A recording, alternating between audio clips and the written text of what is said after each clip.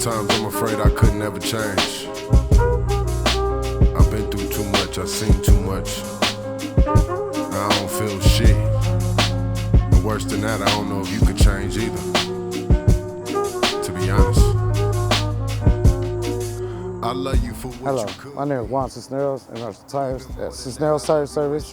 The 49 side, we've been here almost 21 years, and just having a big change, making the neighborhood look different, make it look better than what it used to be.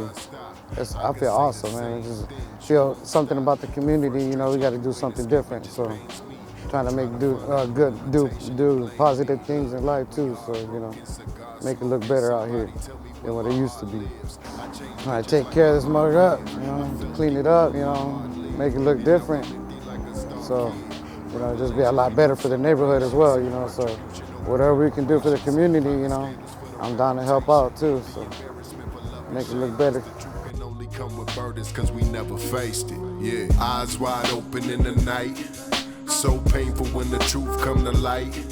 Tried to give it all but still needed more. Seemed we was better off like before. Eyes wide open in the night, so painful when the truth come to light. Tried to give